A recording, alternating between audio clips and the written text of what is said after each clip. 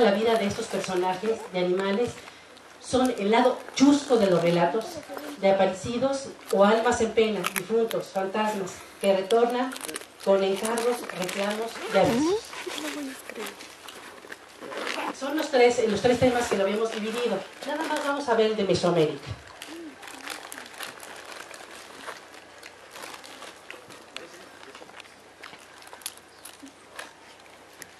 Porque es el origen de todo esto. Para comprender la permanencia de la tradición de esta festividad en nuestro país es necesario remontarnos a la época prehispánica. Para los antiguos mexicanos, el concepto de dualidad es una de las bases filosóficas que explican el todo. Es la dialéctica. Es a partir de la dialéctica de los opuestos, los cuales producen el movimiento, como se puede explicar, el universo. Es la única forma.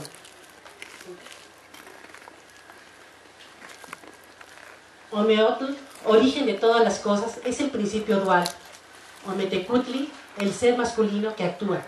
Nomecihuac, el ser femenino que concibe.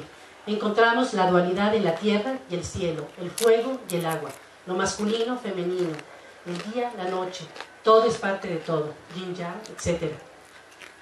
Parte de la dualidad es la vida y la muerte. A semejanza de los círculos agrícolas, en donde se da el nacimiento de la simiente, se desarrolla y muere. En el territorio mesoamericano se dan dos estaciones, las lluvias y las de secas. Entonces está muy en función de la naturaleza. La vida y la muerte de los hombres, a semejanza de los ciclos de la vida y la muerte del maíz, se repiten una y otra vez. Cada uno era el antecedente del otro. No podría haber vida sin muerte previa y viceversa. Bueno, estaban los dos dioses, y claro. Ya. Gracias. En una gran montaña de Tlalocan se encontraban en su interior el agua en todas sus formas, rayos y las esencias de todos los vegetales, es decir, además de agua, se encontraban todas las semillas o corazones invisibles a las plantas. Los agricultores con rituales devolvían las semillas al depósito Tlalocan para que quedaran guardadas en el mundo subterráneo para volver a la vida el próximo periodo anual. Casualmente, aquí afuera hay una representación precisamente de esa montaña con todo el camino del Tlalocan. Adelante, es el Tlalocan. ¿A qué sigue? El calendario que tenía Mesoamérica constaba de 18 meses con 20 días y al final añadían 5 más. El primer día del año prehispánico era lo que para nosotros es aproximadamente el 2 de febrero. Por lo tanto, el 14 o 14º mes corresponde a la última decena del mes de octubre, o fecha muy probable, la última semana de octubre. Estos días eran dedicados a los muertos. O sea, hay un sincretismo entre las dos culturas. Para los antiguos mexicanos, la forma de morir es la que determinaba hacia dónde irían los muertos. No era la manera como se portaban en la vida. Los que morían en la guerra, las mujeres que morían durante el parto, los niños, los ahogados, o tocados por un rayo, o cualquier muerte que tuviera que ver con el agua, se consideraba que iba a uno de los 3 paraísos. Primer paraíso, Tonatiuhcán, o la Casa del Sol, donde iban los guerreros muertos en batalla. Ellos acompañaban al sol durante su recorrido y al cabo de 4 años regresaban a la tierra en forma de colibríes o otros bellos pájaros con un plumaje maravilloso. Segundo, Sincalco, lugar de la Casa del Maíz, era donde iban las mujeres muertas en su primer parto.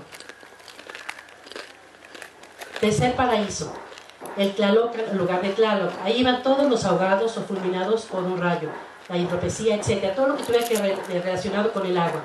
El Tlalocan era un lugar fértil y de abundancia. Los que morían siendo niños iban al Chichihualhuacuitl, un gran árbol nodriza que se encontraba en el Tamochán, o lugar de nuestros orígenes.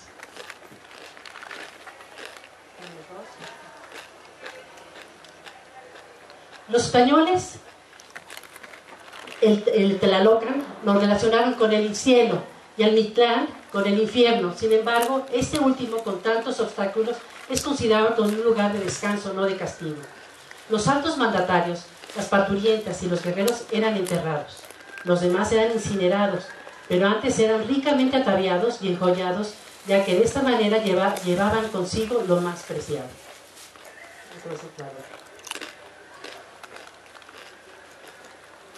Mientras para los españoles la muerte era tan temida, por el concepto de castigo eterno para los mexicanos la muerte era natural. Sin embargo, después de 5 siglos, el concepto de muerte en México es diametralmente opuesto al que mantienen otros países occidentales. Es lo que nos caracteriza. Y es declarado patrimonio intangible y de la humanidad en nuestra festividad de muertos. En nuestro país se habla y se canta mucho sobre la muerte. Las frases irreverentes demuestran una familiaridad que denota la falta de miedo que parece tenerle en otros lugares. Cuando dicen se petateó, la muerte le mostró los dientes, pero decir petateó es que antiguamente a los muertos se les enrollaba en un petate. Entonces cuando dice ya se petateó, nosotros lo vemos como algo jocoso. Tiene su razón de ser.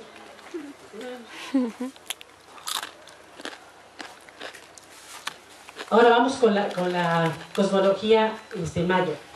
Para los mayas el mundo está compuesto por 13 cielos y cada uno de ellos precedido por un dios. La tierra es un lugar entre los 13 mundos o cielos y 9 mundos inferiores o inframundos. Este último de inframundo se le llama Mikbal y lo gobernaba Apuch, dios de la muerte. Los mundos superiores eran de dicha y los inferiores de tormento.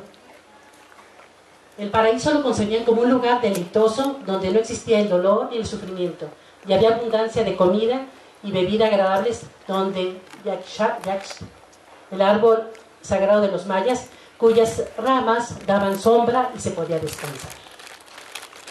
En cambio, aquellos que habían llevado una mala vida debían sufrir el castigo merecido descendiendo al infierno, a la región inferior llamada Infnal, donde había demonios que lo atormentaban con hambre, frío y tristeza. Casualmente muy semejante con el sincretismo de la cultura occidental.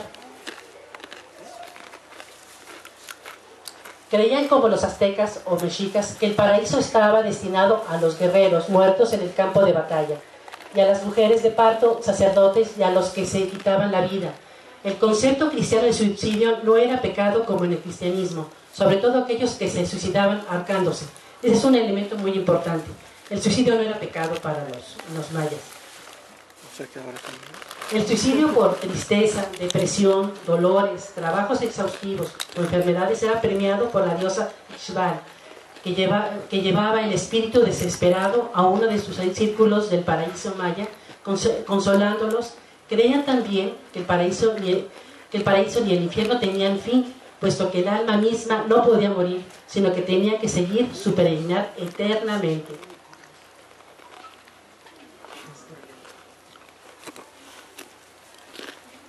Los objetos con que se suponía que iban a necesitar el difunto en su viaje al otro mundo eran alimentos como tamales, joyas, granos de copal. El incienso era indispensable y particularmente se utilizaban en sacrificios, cuentas de jade o turquesas en la boca para pagar a los dioses por entrar en su reino, y braseros de barro cocidos en forma de los dioses del inframundo. Creían que el paso de la vida a la muerte y viceversa sería a través del agua, por la relación existente del que nacía rompía la fuente, como es el nacimiento natural. Con esto quedamos, es una forma muy somera de ver lo que es la cultura en Mesoamérica. No vamos a continuar con los demás aspectos y nos vamos a ir directamente a la película. No sé si tengan alguna pregunta, algún comentario, o lo esperamos al final. ¿Sale?